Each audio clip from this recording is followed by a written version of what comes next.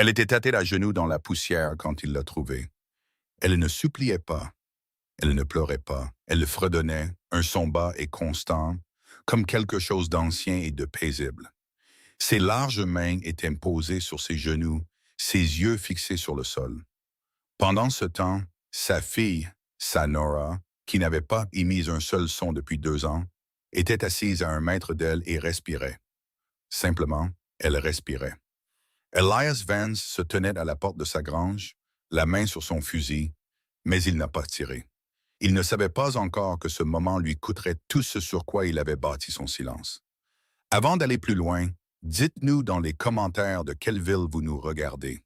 Nous adorons voir jusqu'où cette histoire voyage. Et si elle vous touche, abonnez-vous et restez avec nous jusqu'à la toute fin. Vous ne voudrez pas partir avant que ce soit terminé. La femme était sur la propriété des Vance depuis 3 jours avant qu'Elias ne le sache.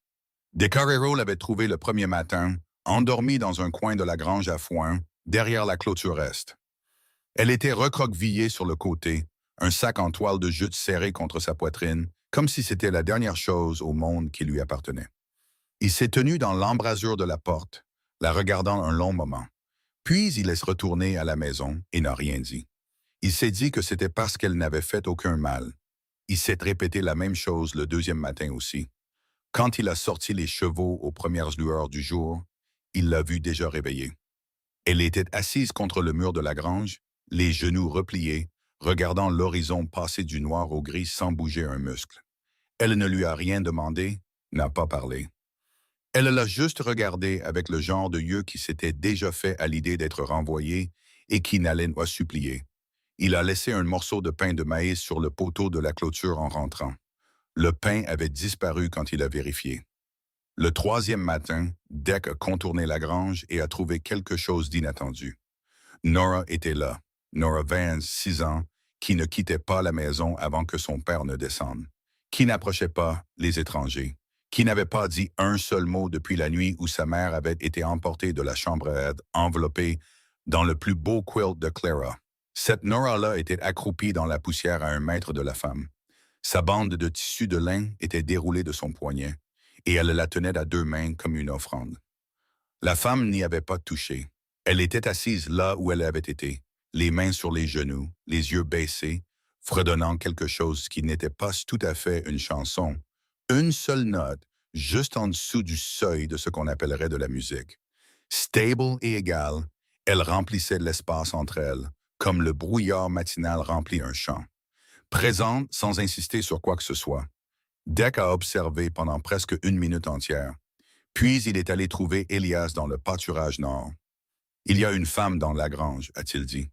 Elias n'a pas levé les yeux du poteau de clôture qu'il était en train de redresser. « Je sais. » Dec a laissé cette information en suspens un moment.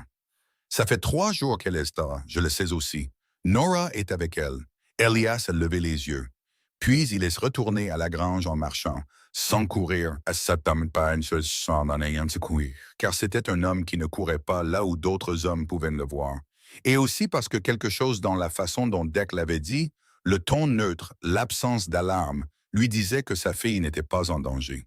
Il ne savait pas dans quelle situation elle se trouvait, mais ce n'était pas du danger.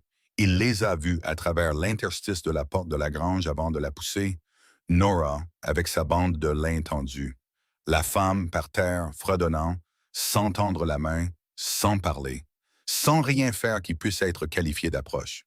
Il a poussé la porte. Les gonds ont grincé et toutes les deux ont levé les yeux. Nora l'a regardé comme elle le regardait toujours le matin. Une brève reconnaissance directe de son existence, suivie d'un retour à ce qui retenait son attention. Elle ne s'est pas éloignée de la femme. Elle ne s'est pas avancée vers lui. Elle a simplement enregistré sa présence et est restée où elle était. La femme l'a regardée comme quelqu'un qui s'attendait à une conséquence et avait décidé d'avance de ne pas la contester. Elle a commencé à se lever. « Ne bougez pas », a dit Elias, puis plus doucement. « Restez où vous êtes. » Elle s'est arrêtée à mi-chemin, le regardant, incertaine si c'était une permission ou un ordre. Il a regardé sa fille, la bande de lin tendue dans ses 2 mains. Il a regardé le mètre de terre entre Nora et cette étrangère, que Nora avait choisi de ne pas franchir, mais dont elle avait aussi choisi de ne pas s'éloigner. 1 mètre, C'était plus près que Nora ne s'était tenue de quiconque en dehors de ce ranch depuis 8 mois. Qu'avez-vous fait? A dit Elias. La femme s'est lentement rassise sur le sol. Elle a gardé ses mains bien en vue. Rien, a-t-elle dit. Je n'ai simplement pas bougé. Sa voix était basse et prudente. La voix de quelqu'un qui avait appris à prendre le moins de place possible, avec le son comme avec tout le reste. Il l'a étudiée. C'était une femme corpulente, large d'épaules. Sa robe était usée jusqu'à la corde au coude, ses bottes craquelées sur les côtés par le temps et la marche. Ses cheveux étaient tirés en arrière, d'un brun simple, avec du gris qui apparaissait aux tempes. Son visage était celui d'une femme qui avait traversé une longue période difficile et n'en était pas encore sortie, bien qu'elle continue d'avancer. « Vous êtes sur mes terres, a-t-il dit. « Oui, monsieur. » Sans permission. « Oui, monsieur. Vous êtes ici depuis 3 jours. » Elle ne l'a pas nié et ne s'en est pas excusée. Elle a juste dit « oui ». Et elle a attendu. Il a de nouveau regardé Nora. Sa fille avait baissé la bande de ligne et la réenroulait lentement autour de son poignet gauche. Elle ne se balançait pas. Elle ne se couvrait pas les oreilles. La lumière du matin entrait en biais par la fente du mur de la grange et elle la regardait traverser le sol, comme elle regardait parfois les choses qui l'intéressaient sans vouloir les toucher. « Quel est votre nom? » a-t-il dit. « Ruth, a-t-elle dit. « Ruth I. »« D'où venez-vous? »« De sexe à l'origine. » Elle a fait une pause. « Plus récemment, de nulle part en particulier. » Il ne lui a pas demandé d'expliquer. Il pouvait voir une partie de l'explication dans le sac en toile de jute, les bottes craquelées et la façon dont elle avait répondu à la question sur ses origines avant celle sur son parcours récent. C'est ce que font les gens quand le passé récent est plus difficile à justifier que le passé lointain. « Savez-vous cuisiner? » a-t-il dit. Elle l'a regardé fixement. « Oui. »« Savez-vous tenir une maison? » ?»« Oui. »« Savez-vous vous taire quand le silence est nécessaire? » Elle a soutenu son regard un instant. Quelque chose a bougé dans son expression. Ni offense, ni chaleur. Quelque chose de plus prudent que l'un ou l'autre. « J'ai de l'entraînement, » a-t-elle dit. Elias a retiré son chapeau, a passé une main dans ses cheveux et l'a remis.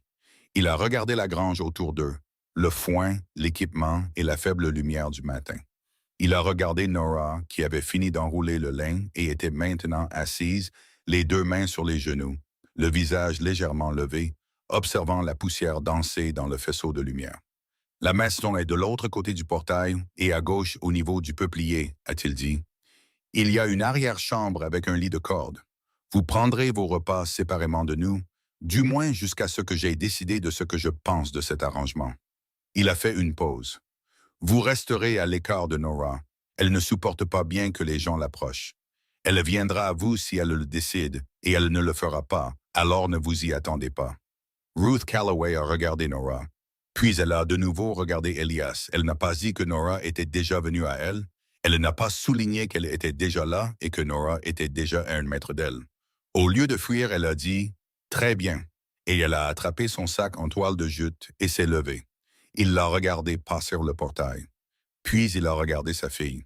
« Rentre à l'intérieur, Nora. » Nora s'est levée. Elle s'est tournée vers le portail sans le regarder, la bande de lin dans ses mains, se déplaçant dans la matinée avec la détermination particulière d'une enfant qui a cartographié le monde en zones sûres et dangereuses, et qui se déplace dans les deux avec une extrême prudence.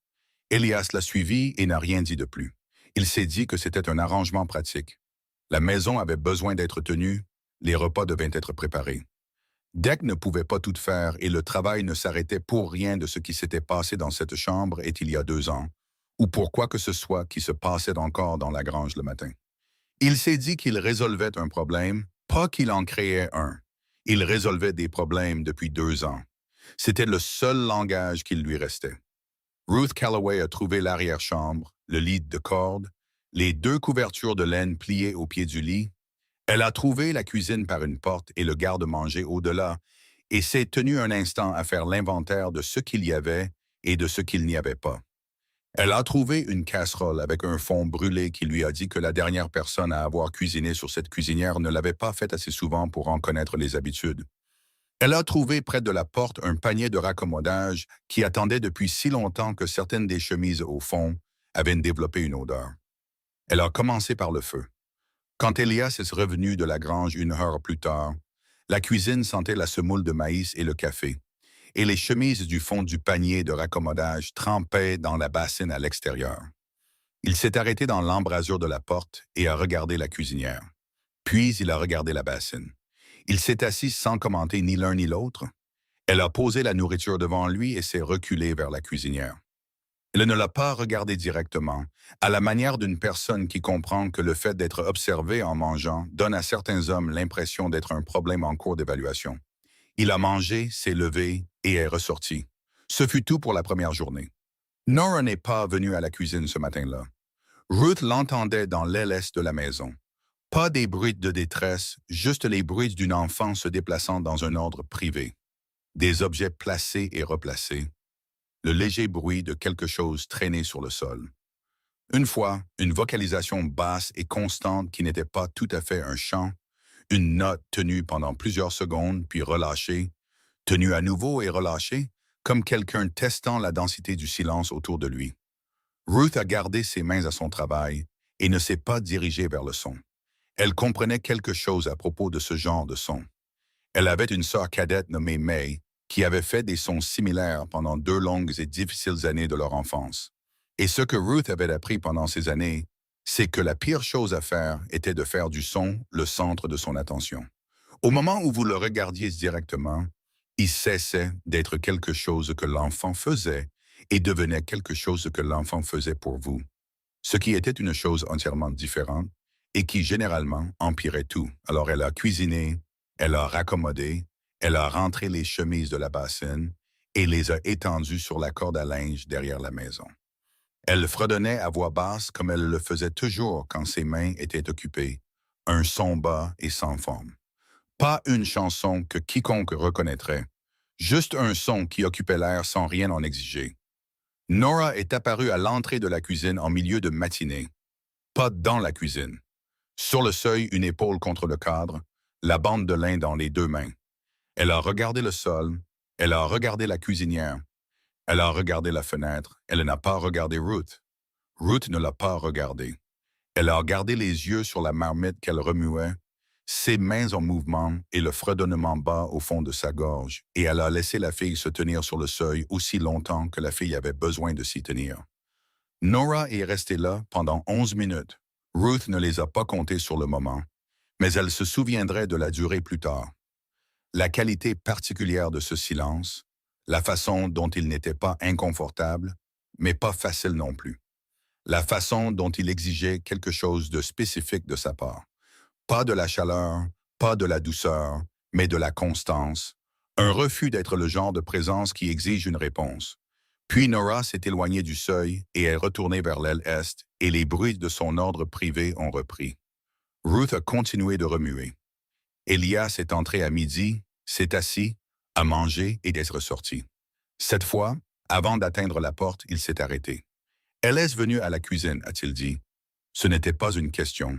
« Elle est restée à la porte un moment », a dit Ruth. Puis elle est partie. Il est resté silencieux un instant. Sa main était sur le cadre de la porte. Elle ne fait pas ça d'habitude.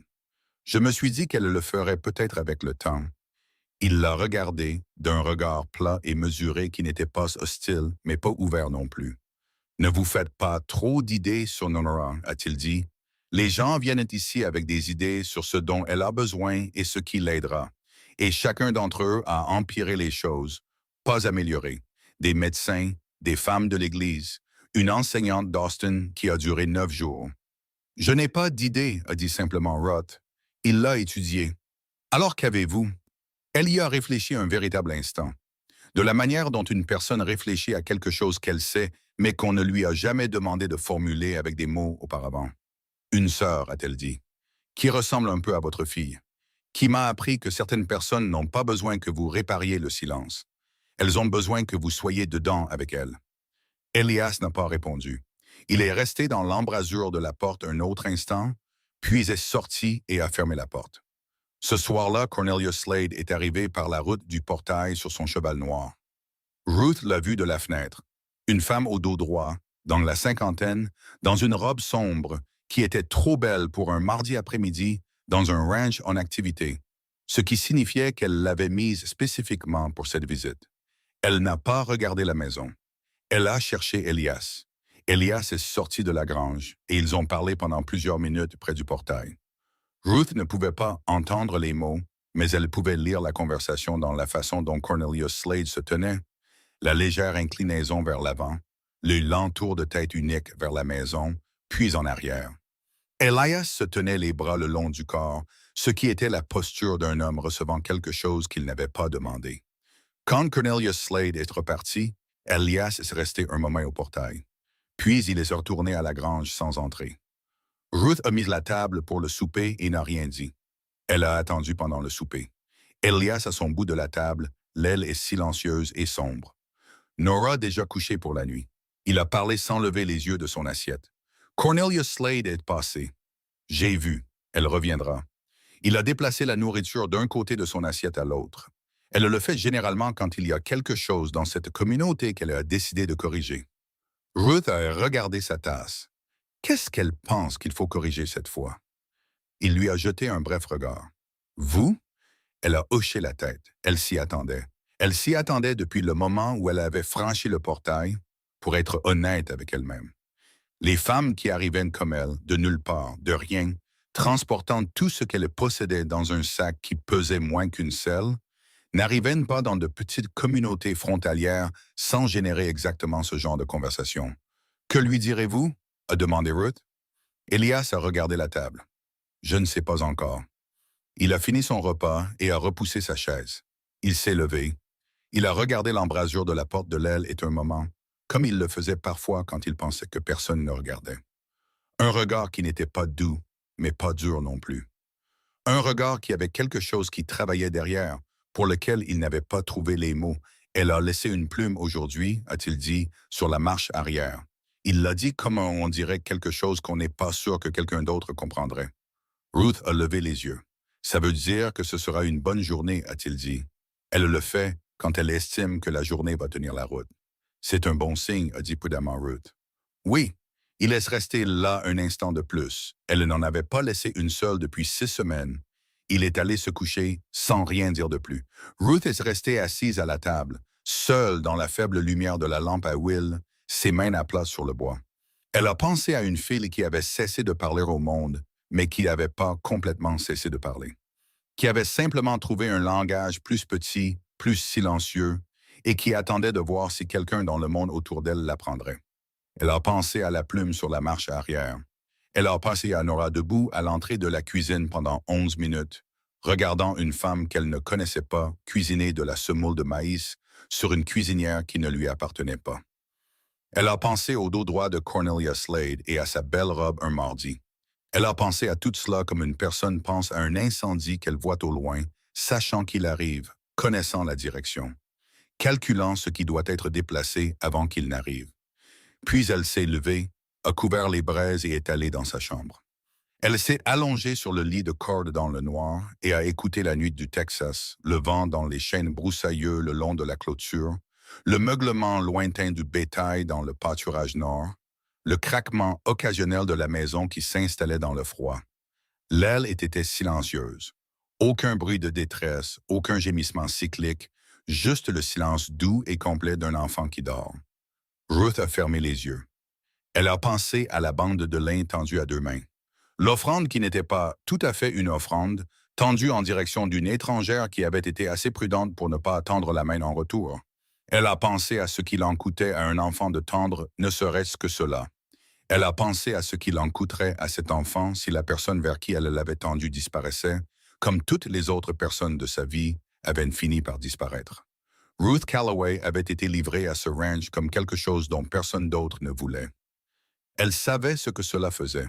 Elle avait déjà été cette chose. La différence, c'est que cette fois, il y avait une fille de l'autre côté du mur qui avait laissé une plume sur la marche arrière pour la première fois en 6 semaines. Elle est restée allongée dans le noir et a gardé cette pensée précieusement, comme on tient quelque chose de petit et de fragile qu'on n'est pas encore sûr d'avoir le droit de garder. Dehors, le vent soufflait dans les chênes broussailleux. Le ranch était silencieux. Dans l'aile est, aucun son ne venait, et quelque part le long de la clôture, dans l'obscurité grise du Texas, Elias Vance était assis sur la lisse supérieure de la clôture du pâturage nord, son chapeau dans les mains et ses yeux sur les étoiles. De la manière dont un homme s'assoit quand la chose qu'il porte vient de changer de poids sans avertissement, et qu'il ne peut pas encore dire si elle devient plus légère, ou s'il s'habitue simplement à ce que signifie être lourd. La plume était toujours sur la marche arrière quand Ruth est sortie aux premières lueurs du jour. Elle a failli marcher dessus. Elle a retiré sa botte au dernier moment, s'est accroupie et l'a regardée sans la toucher. Une petite plume grise courbée à la pointe, du genre de celle que laisse tomber un oiseau moqueur. Elle n'avait pas été emportée par le vent nocturne, ce qui signifiait que Nora l'avait placée dans un endroit abrité, tout contre le cadre de la porte où le bois bloquait le courant d'air. Ruth s'est redressée, est entrée, a allumé le feu et n'a dit à personne qu'elle l'avait remarqué. À la fin de la première semaine, Ruth avait appris 8 choses sur Nora Vance qu'aucun médecin d'Austin et aucune femme d'église de Copperville n'étaient restés assez longtemps pour découvrir. Elle a appris que Nora se réveillait avant l'aube et passait la première heure de sa matinée à arranger des objets sur l'étagère au-dessus de son lit dans un ordre spécifique que Ruth ne pouvait pas décoder. Mais que Nora, elle, le pouvait clairement, car toute déviation, une pierre posée trop près du bord, la bande de lin non pliée en trois, faisait dérailler toute la matinée. Elle a appris que Nora pouvait tolérer le bruit de la cuisinière en fonte, mais pas le bruit de la pompe à eau, qui avait un grincement particulier dans sa poignée, qui raidissait les épaules de la fille et lui faisait presser les mains à plat contre ses cuisses. Ruth a commencé à puiser les loups la nuit, après que Nora se soit endormie. Elle a appris que Nora ne mangeait que dans l'assiette en fer blanc-bleu, pas la blanche, et que la nourriture ne devait pas toucher le bord. Elle a appris que la fille remarquait tout, chaque changement de lumière, chaque craquement de la maison, chaque changement dans le motif sonore venant de l'extérieur, et que son corps enregistrait tout cela avant son visage. Le petit raidissement des épaules, c'était la première langue de Nora, celle qu'elle parlait avant toute autre. Elle a appris que Nora aimait être près d'elle, pas avec elle, près d'elle. C'était la chose la plus importante, et c'était celle qui était la plus difficile à expliquer à quelqu'un qui ne l'avait pas vue. Au 5e jour, Nora était passée de l'embrasure de la cuisine au seuil de la cuisine, puis à l'intérieur même de la cuisine, assise par terre contre le mur du fond, avec sa bande de lin et sa collection d'objets étalés autour d'elle. Elle n'interagissait pas avec Ruth. Elle ne la regardait pas. Elle choisissait simplement d'être dans la même pièce, ce qui était différent de la même maison, ce qui était différent du même jardin. Et la différence comptait d'une manière que Ruth n'essayait pas de mettre en mots. Elle continuait juste à cuisiner, à raccommoder, à garder son fredonnement bas, régulier et présent. Le 6e jour, quelque chose de petit s'est produit, que Ruth savait qu'elle n'oublierait pas. Elle était à la table de la cuisine en train de trier des haricots secs quand Nora est entrée, s'est assise dans son coin et a commencé à arranger ses objets selon le motif particulier qu'elle arrangeait toujours. Après quelques minutes, elle a pris une petite pierre blanche du groupe et l'a fait glisser lentement sur le sol. Elle s'est arrêtée près de la botte de Ruth. Ruth l'a regardée. Elle s'est penchée, l'a ramassée, l'a tournée entre ses doigts comme si elle examinait quelque chose de vraiment intéressant et l'a reposée sur le sol en direction de Nora. Elle a traversé les lattes du plancher en un arc lent et s'est arrêtée près du genou de la fille. Nora l'a regardée, elle l'a ramassée, elle l'a fait glisser en retour. Oh, elles ont fait cela pendant 20 minutes sans parler, sans se regarder directement. La pierre blanche a traversé le sol de la cuisine, d'avant en arrière, dans le calme du matin, pendant que les haricots se triaient et que le feu se maintenait dans la cuisinière, et aucune d'elles n'a nommé ce qu'elle faisait ni pourquoi. Ruth a compris que c'était une conversation. La première, Elias a vu la fin. Il est entré par la porte arrière pour prendre de l'eau en milieu de matinée et s'est arrêté à l'entrée de la cuisine. Il est resté là assez longtemps pour voir la pierre traverser le sol une fois de plus, avant que Nora ne la rassemble avec ses autres objets, ne se lève et ne sorte par la porte du fond sans regarder aucun d'eux. Il l'a regardé partir. Puis il a regardé le sol où la pierre avait voyagé. « Depuis combien de temps ça dure ?» a-t-il dit. « Ça a commencé aujourd'hui » a dit Ruth en retournant à ses haricots. Il a rempli sa tasse d'eau et est resté un moment près de la bassine. Il lui tournait le dos. Elle n'a jamais fait ça, a-t-il dit. Avec personne. Elle l'a choisi elle-même, a dit Ruth. Je ne lui ai pas montré. Il s'est retourné. Il l'a regardé avec le regard prudent et évaluateur qu'il lui avait lancé toute la semaine. Le regard d'un homme qui attend de voir où est le piège. Il y avait toujours un piège. 3 employés de ranch le lui avaient dit et il avait cessé de les embaucher un par un quand il s'était avéré qu'ils avaient raison. Deck était avec lui depuis 11 ans et n'avait jamais donné son avis sur Nora parce que Deck était assez intelligent pour savoir qu'il n'y avait pas d'avis qui vaille la peine d'être donné. Que voulez-vous, a dit Elias. Pas hostile, juste direct, de la manière dont un homme demande quelque chose quand il a vraiment besoin de la réponse et n'a pas le temps d'y arriver par des détours. Ruth a levé les yeux de ses haricots. Pour le moment, finir de trier ça avant le repas de midi, il a failli dire quelque chose. Elle pouvait le voir dans la ligne de sa mâchoire, mais quoi que ce soit, il l'a gardé pour lui et est retourné dehors. La cuisine était de nouveau à elle, avec la lumière du matin qui entrait, le feu stable et le son de Nora dans l'aile et commençant le doux réarrangement de son monde de l'après-midi. C'est Deck qui lui a parlé de Cornelia Slade. Il est venu à la porte de la cuisine un jeudi après-midi, le chapeau dans les 2 mains, le tournant par le bord. Ruth a su avant qu'il ne parle que quoi qu'il porte, il ne voulait pas le porter. Il y a des rumeurs en ville, a-t-il dit. Il a regardé le sol, le genre que Madame Slade lance. Ruth s'est essuyé les mains sur son tablier et a attendu. Elle est allée voir le révérend, a dit Deck. Le révérend Sums lui a dit qu'il y avait des inquiétudes concernant l'arrangement ici. Il s'est éclairci la gorge. À propos de votre présence ici, spécifiquement. Sur le genre de femme qui se retrouve sur la propriété d'un étranger sans nulle part où aller. Il a fait une pause. Ses mots, pas les miens. Ruth l'a regardé. Je sais que ce ne sont pas les vôtres, Deck. Il a hoché la tête lentement. Il ne la regardait toujours pas. C'est le genre de femme qui construit les choses avec soin, a-t-il dit. Elle ne vous attaque pas de front. Elle va d'abord voir le prêtre, puis le conseil, puis votre permis est examiné. Et le temps que vous compreniez ce qui se passe, le mur est déjà construit et vous êtes à l'extérieur. Combien de temps ai-je, a dit Ruth. Avant que ça n'arrive à Cole, elle s'est arrêtée. Avant que ça n'arrive à Elias. Deck a levé les yeux. Alors, quelque chose dans son visage a changé. Pas de la pitié. Quelque chose de plus ancien et de plus silencieux. C'est déjà fait, a-t-il dit. Le révérend est venu au portail hier matin pendant que vous étendiez le linge. Elias lui a parlé pendant environ 10 minutes. Il ne m'a pas dit ce qui a été dit. Ruth a regardé la table. Elle a pensé au souper de la veille. La façon dont Elias s'était assis à son bout de table avec quelque chose derrière les yeux qu'elle n'avait pas pu identifier. Quelque chose qui n'était pas le silence habituel, mais un silence plus lourd.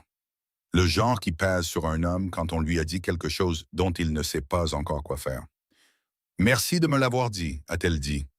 Deck a hoché la tête une fois et remis son chapeau et est parti vers le pâturage est sans un autre mot. Ruth est restée un long moment dans la cuisine. Elle a pensé à Rigid Hollow, à ce qui se passait quand une communauté décidait qu'elle avait déjà formé son opinion, et que tout ce qui suivait n'était que confirmation. Elle a pensé au fait de franchir une porte et de savoir que chaque visage dans la pièce avait fini de décider avant même qu'elle n'arrive. Puis elle a entendu Nora dans l'aile est, le son doux et délibéré de la bande de lin qu'on plie et déplie, et elle a pris la louche et est retournée à la cuisinière. Elias a abordé le sujet ce soir-là, pas à table. Il a attendu après le souper, jusqu'à ce que Ruth soit à la bassine, le dos tourné vers lui. Elle a entendu sa chaise bouger, puis plus rien, ce qui signifiait qu'il était toujours assis, ce qui signifiait qu'il n'avait pas fini. « Sommes est passé », a-t-il dit. « J'ai entendu. Une pause. Dès que vous l'a dit, oui. Une autre pause, plus longue. Il a dit que la communauté a des questions sur l'arrangement. Il a prononcé le mot comme s'il avait le goût de quelque chose laissé trop longtemps sur l'étagère. Sur le genre de femme que vous êtes. » Ruth a gardé ses mains dans la bassine. « Qu'est-ce que vous lui avez dit? » « Je lui ai dit que vous travaillez dur, que vous restez dans votre coin et que ma fille mange des repas réguliers pour la première fois en 3 mois. » Sa voix était égale, mais il y avait quelque chose de comprimé en dessous.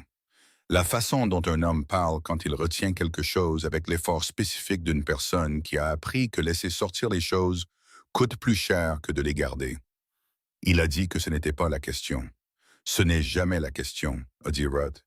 Il a dit qu'une femme avec votre genre d'histoire, Elias s'est arrêté. La chaise a de nouveau bougé.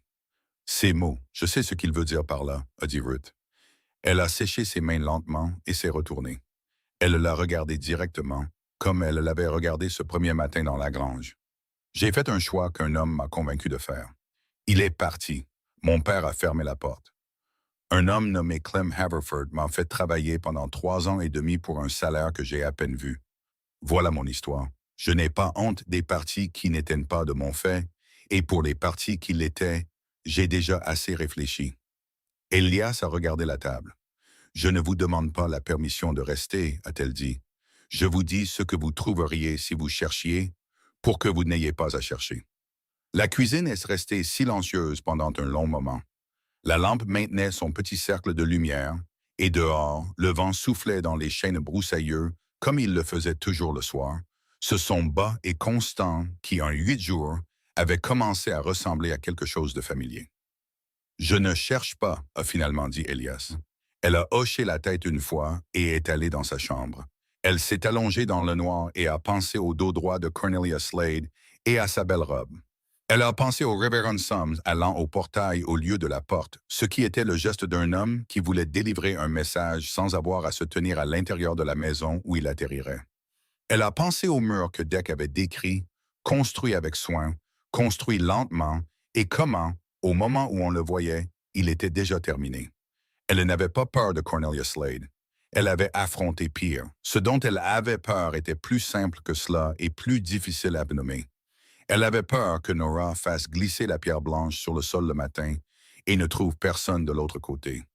Le 9e jour, Cornelia Slade est venue à la porte elle-même. Ruth a répondu. Elle n'avait pas prévu de le faire. Elle avait entendu frapper et avait supposé qu'Elias viendrait de la grange. Mais Elias était dans le pâturage nord et Deck à la clôture du ruisseau. Et on a frappé de nouveau. 2 coups secs et délibérés, et Ruth a ouvert la porte. Cornelia Slade l'a regardé comme quelqu'un qui arrive en s'attendant à trouver une chose de moindre valeur et qui se recalibre sans le montrer. C'était une femme grande, posée, avec des yeux gris perçants qui ont tout balayé sur le porche et derrière en un seul regard.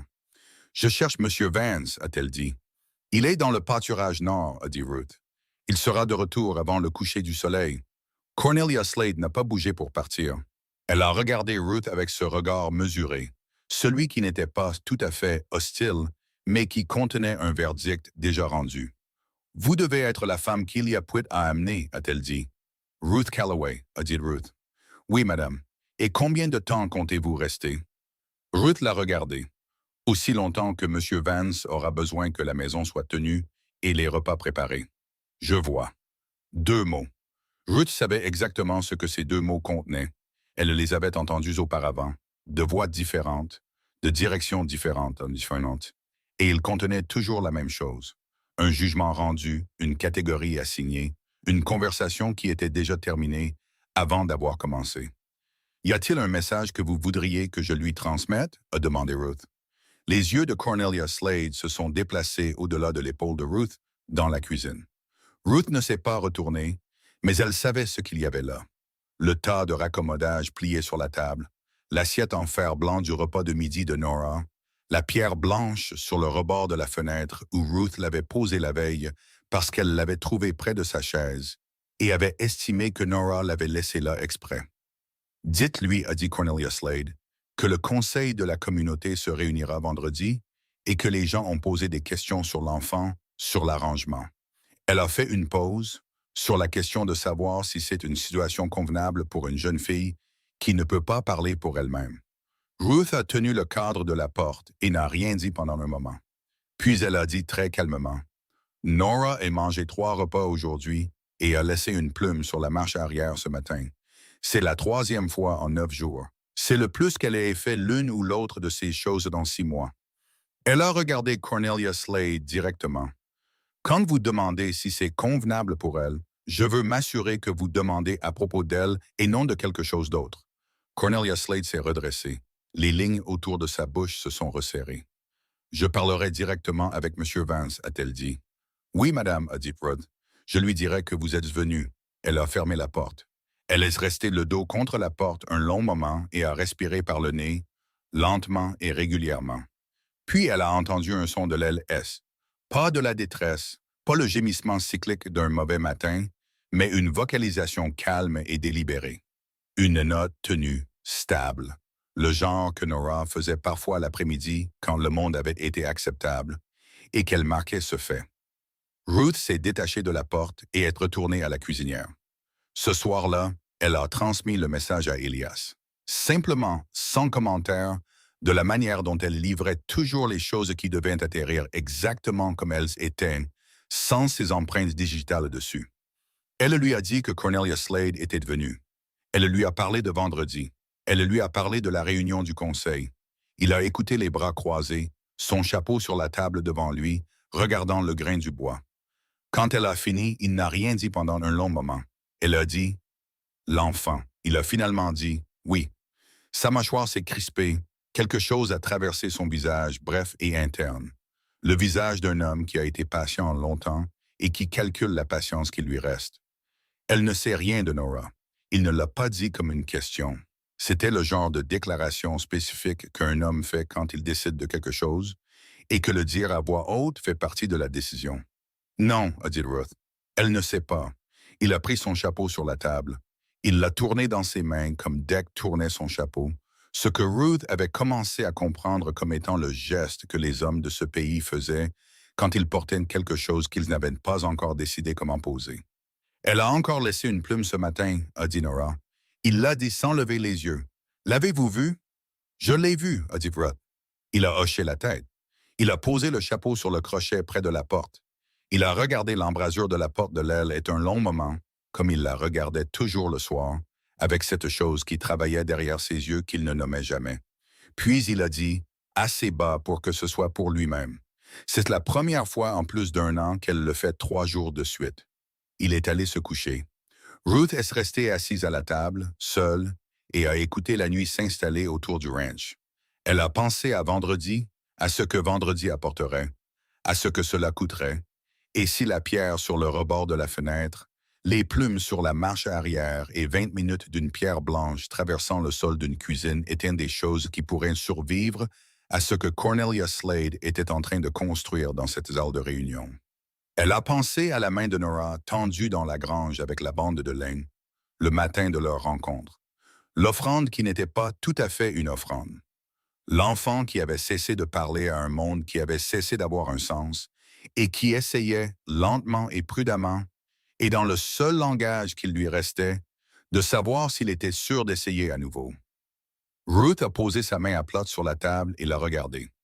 Les callosités de années de dur labeur, la peau craquelée aux jointures, les mains d'une femme qui avait été passée d'un endroit à l'autre comme quelque chose dont personne ne savait quoi faire. Elle a pensé à quel genre de femme se présente à une porte inconnue, s'assoit sur le sol d'une grange sombre et ne tend pas la main. Quel genre de femme puise l'eau la nuit pour qu'un enfant n'entende pas le grincement de la pompe? Quel genre de femme remarque une plume sur une marche arrière et n'en dit rien à personne parce que certaines choses sont trop précieuses et trop nouvelles pour être dites à voix haute avant qu'elles ne soient prêtes? Elle a pensé à Cornelia Slade regardant par la porte l'assiette en fer blanc et la pierre blanche et y voyant un arrangement inconvenant. Elle a pensé à la différence entre ce à quoi une chose ressemble et ce qu'elle est.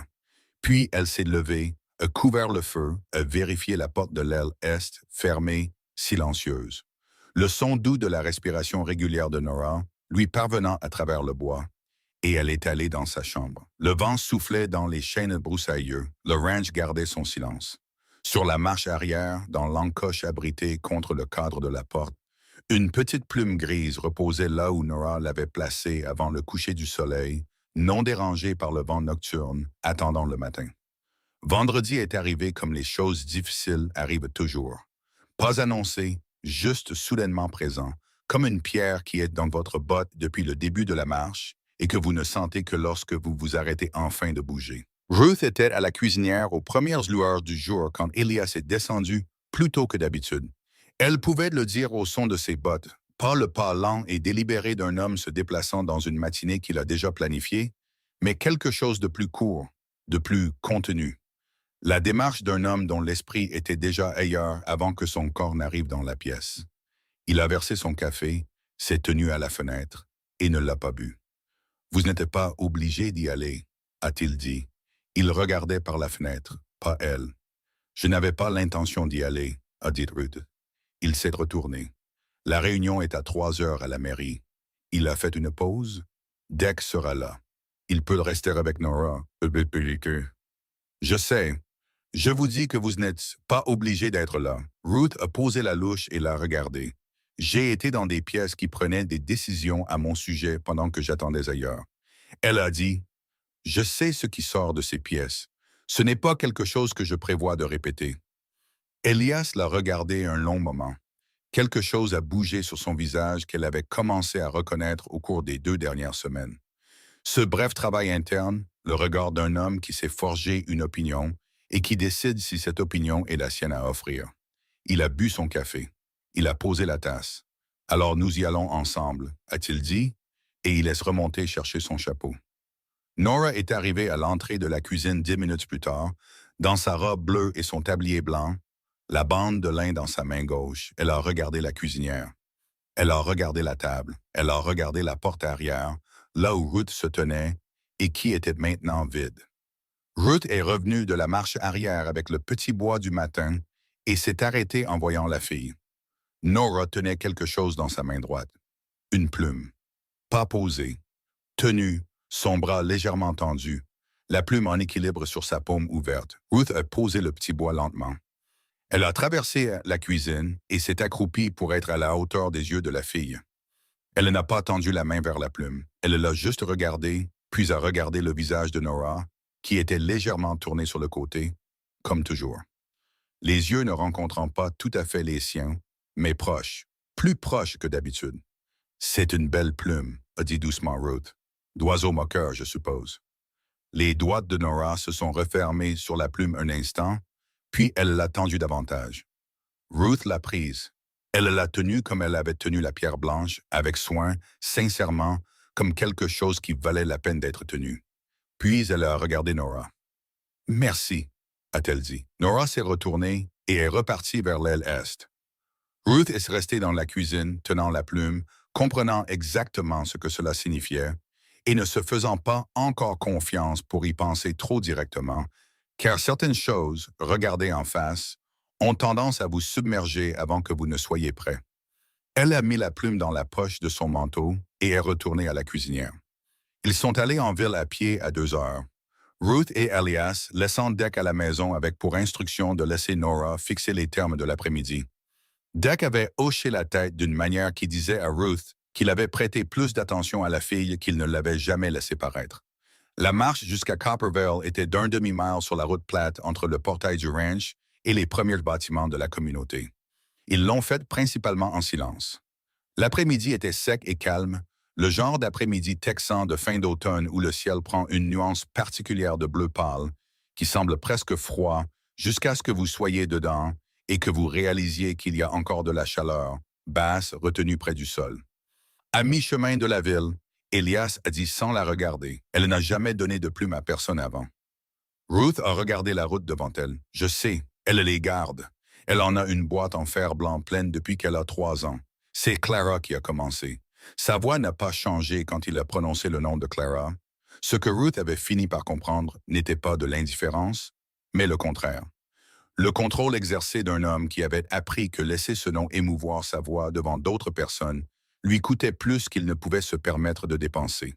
Elle n'en a jamais sorti une pour la donner. Ruth n'a pas répondu tout de suite. Elle a pensé à la boîte en fer blanc et à ce que cela signifiait d'en retirer quelque chose. Elle a pensé au poids d'un cadeau d'un enfant qui ne donne pas. Elle savait où nous allions, et finalement dit Ruth. Elias l'a regardé alors. Les enfants comme Nora, a dit prudemment Ruth, ils lisent les pièces différemment de nous. Ils lisent l'air. Elle savait que quelque chose n'allait pas ce matin. Elle le savait avant même que l'un de nous ne dise un mot. Elle a fait une pause. Je pense qu'elle nous disait que la journée allait tenir la route. Il n'a pas répondu. Il a redressé son chapeau et a continué à marcher. Mais elle a remarqué que la posture de ses épaules avait légèrement changé. Une fraction de ce qu'il portait s'était éloignée du bord. La mairie était déjà en train de se remplir quand ils sont arrivés. Ruth a compté 17 personnes en franchissant la porte. Elle les a comptées comme elle comptait toujours les pièces.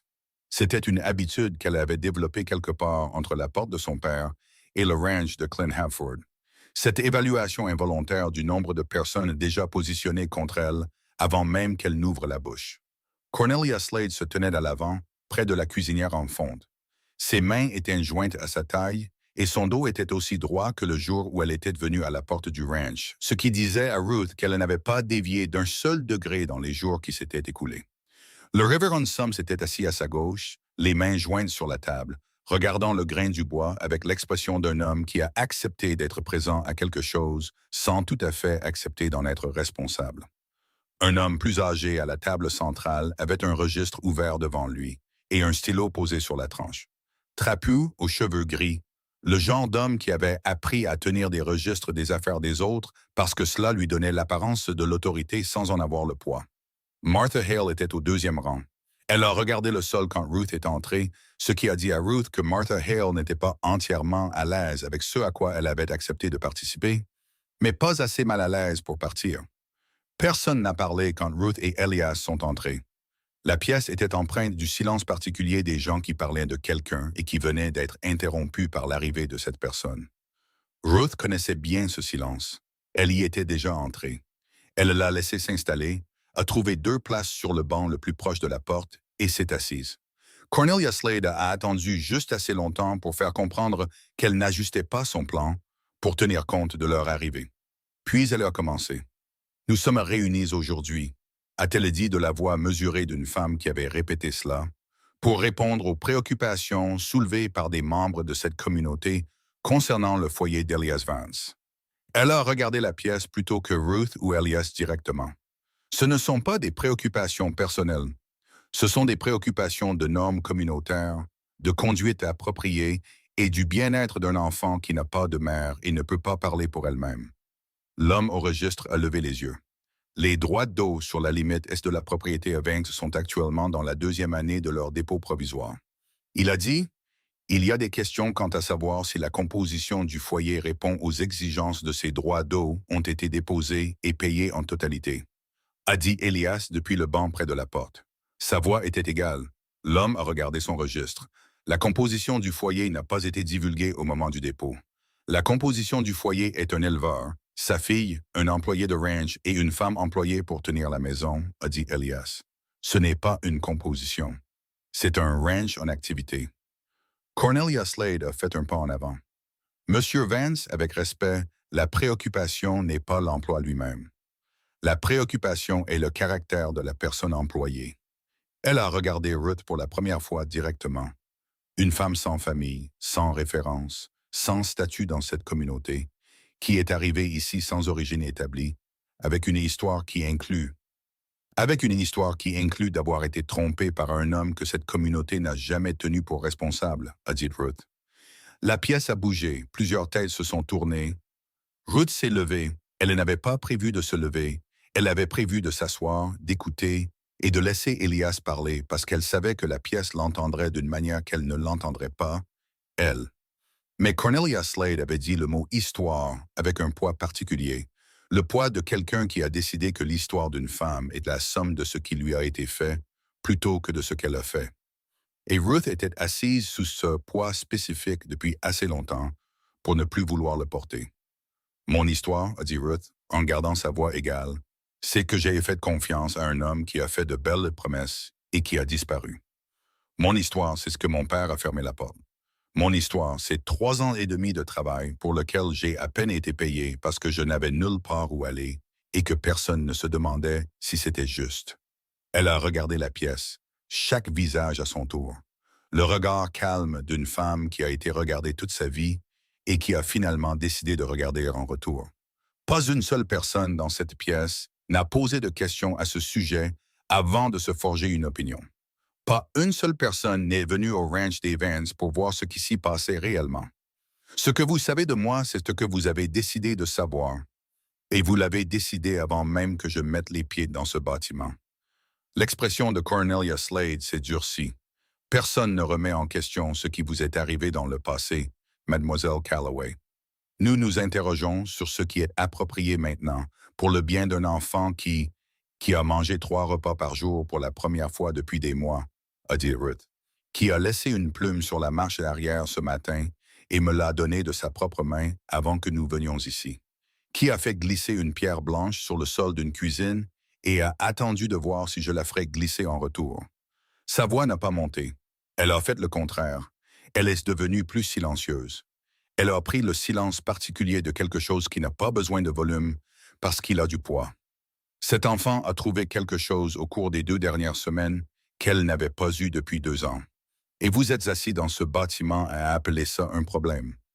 Le révérend Sums a décroisé ses mains. Mademoiselle Calloway, la préoccupation concernant la bienséance est authentique.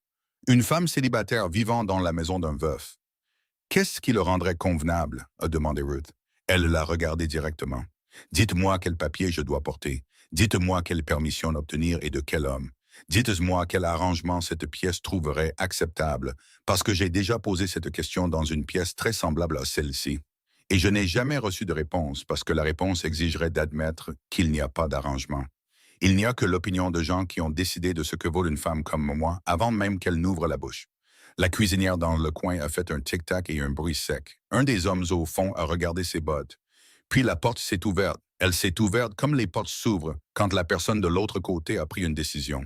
Et la porte est simplement la dernière chose entre elle et l'endroit où elle veut être. Pas brusquement, pas de façon dramatique, juste avec certitude. Nora Vance est entrée. Elle portait sa robe bleue et son tablier blanc, et sa bande de lin était enroulée autour de son poignet gauche de la manière soignée dont elle la portait quand le monde était gérable. Elle ne se balançait pas. Elle ne se couvrait pas les oreilles. Elle a marché directement vers le banc où Ruth et Elias étaient assis, s'est tenue à côté et a regardé le sol devant elle avec l'immobilité particulière d'un enfant qui est allé quelque part délibérément. Derrière elle, Decorah remplissait l'embrasure de la porte. Il a regardé Elias et a écarté les mains une fois, dans un geste qui disait « Elle est venue à la porte et je n'aurais pas pu lui dire non si j'avais essayé, et je n'ai pas essayé parce que ça ne me semblait pas juste d'essayer. » Elias était sur ses pieds. Il a traversé la pièce en 3 enjambées pour rejoindre sa fille et s'est accroupi devant elle. Nora. Sa voix était basse. La voix qu'il n'utilisait qu'avec elle, dépouillée de tout sauf de ce qu'elle avait besoin d'y entendre. « Tu vas bien? » Nora l'a regardé. Pas le sol, pas le mur derrière lui, comme il était directement, avec le contact visuel plein et constant qu'elle ne donnait presque jamais. Qui lui coûtait quelque chose à donner, qu'elle donnait quand même. Puis elle a levé la main droite, paume ouverte, et a fait un lance-cercle sur le centre de sa poitrine, le signe de sécurité. Elle regardait son père quand elle l'a fait. La pièce a regardé la scène se dérouler et n'a pas parlé. Puis elle s'est tournée.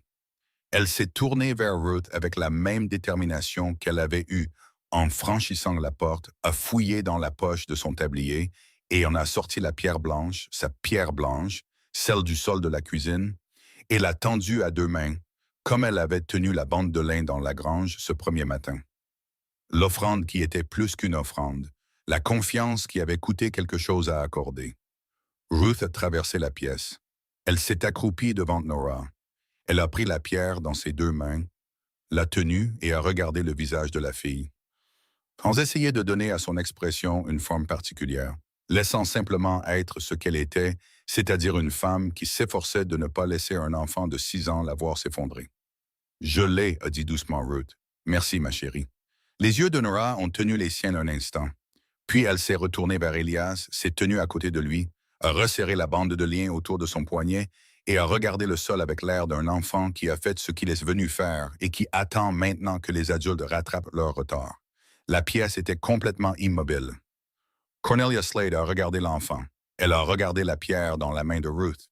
Elle a regardé le révérend qui regardait la table. A regardé l'homme au registre qui l'avait fermé. Elias s'est levé. Il a posé sa main sur l'épaule de Nora, sans appuyer, juste en la posant. Et a regardé la pièce. « Ma femme est morte il y a 2 ans et 3 mois, a-t-il dit. Elle est morte dans la chambre est de notre maison. Nora avait 4 ans. Elle a cessé de parler 11 jours après les funérailles et elle n'a pas parlé depuis. Il a laissé cela atterrir là où il le fallait. Pendant ce temps, j'ai eu des médecins, des bénévoles de l'Église, une institutrice et 2 femmes de la communauté qui ont tenté de l'aider. Chacun d'eux est parti, non pas parce qu'ils étaient de mauvaises personnes, mais parce que le silence était difficile et qu'il ne savait pas comment s'y asseoir sans essayer de le réparer. Il a regardé Ruth, brièvement mais directement, comme il l'avait regardé dans la grange ce premier matin, le regard qui n'offrait rien d'autre que l'honnêteté. Ruth Calloway s'est assise sur le sol de ma grange dans le noir et n'a pas tendu la main vers ma fille, a-t-il dit. Elle a préparé des repas jusqu'à ce que Nora vienne à la porte de la cuisine. Elle a puisé l'eau la nuit pour que Nora n'entende pas le grincement de la pompe. Elle a fait glisser une pierre sur le sol d'une cuisine et a attendu. Il a regardé de nouveau la pièce. Elle a appris la langue de ma fille, pas la sienne, celle de Nora.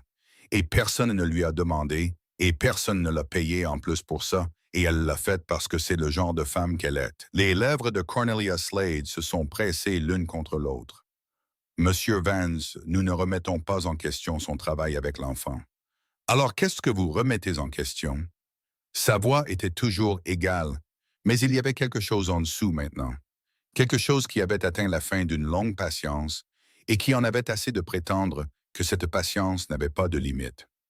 Son nom, son passé, le fait qu'un homme l'ait utilisé et soit parti, et que cette communauté ait regardé faire et ait décidé qu'elle était celle qui avait une dette. Il a regardé l'homme au registre. Les droits d'eau sont déposés. Le ranch est en règle.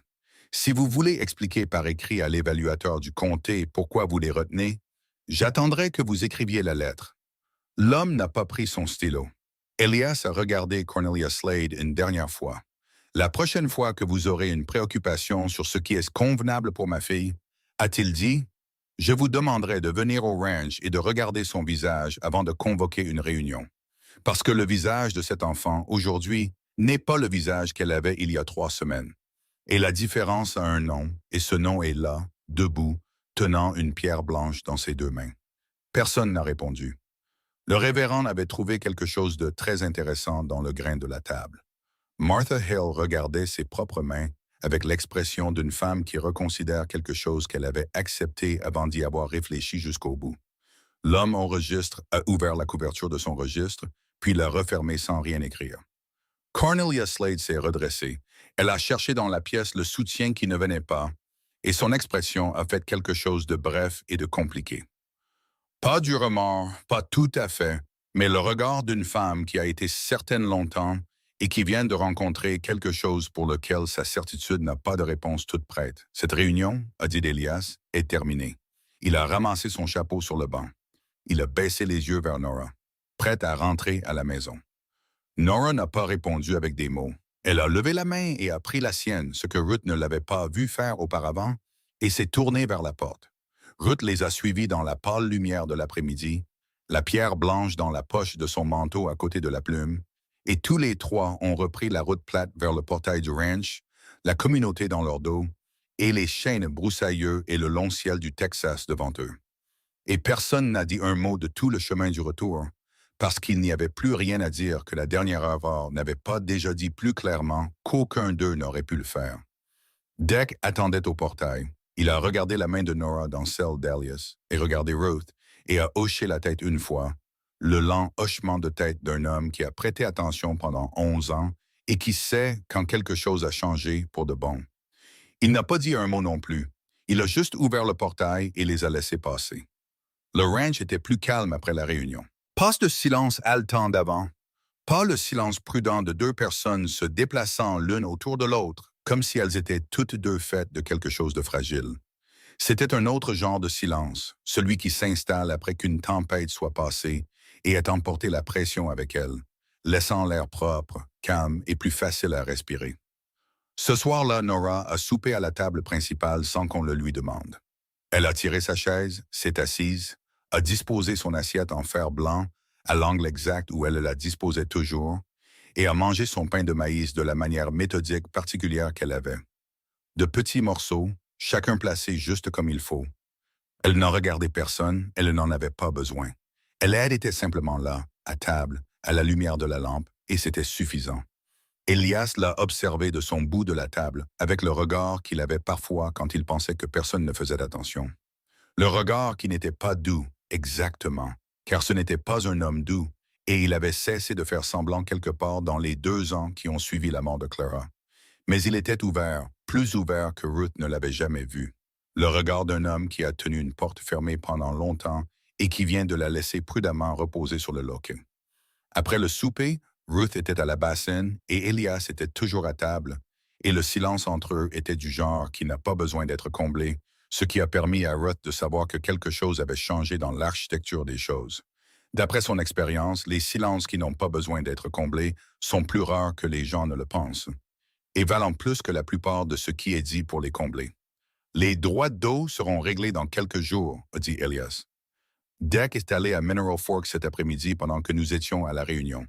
Il a déposé la prolongation en personne. Quoique Arlen ait eu l'intention de faire avec ce registre, il n'est pas arrivé à temps. Bien, a dit Ruth. La clôture se tiendra l'hiver. Toby a parcouru toute la ligne hier. Je sais, il me l'a dit. Une pause. Vous parlez à Toby. Il vient chercher de l'eau la plupart des matins. Nous parlons un peu. Elias a réfléchi à cela.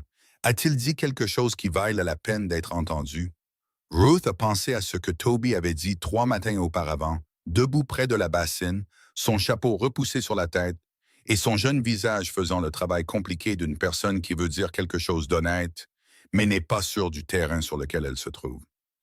Il avait dit, « Je crois qu'elle est la meilleure chose qui soit arrivée à ce ranch depuis avant le décès de Madame Vance. » Puis il avait eu l'air mortifié de l'avoir dit et était parti avant que Ruth ne puisse répondre. « Pas grand-chose, a-t-elle dit. » Elias a hoché la tête une fois et est allé se coucher.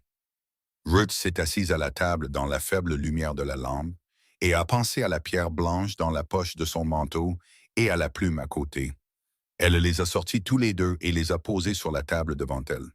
Une petite plume grise et une pierre blanche polie par la rivière. La somme totale de ce que Nora Vance avait choisi de donner à une autre personne en 6 ans de vie. Ruth est restée assise avec eux pendant un long moment. Puis elle les a posés soigneusement sur le rebord de la fenêtre, côte à côte, là où la lumière du matin les trouverait. Elle est allée se coucher et a dormi pour la première fois depuis des semaines, sans rester éveillée à attendre que quelque chose aille mal. C'est Esther Pruitt qui est venue avec la nouvelle.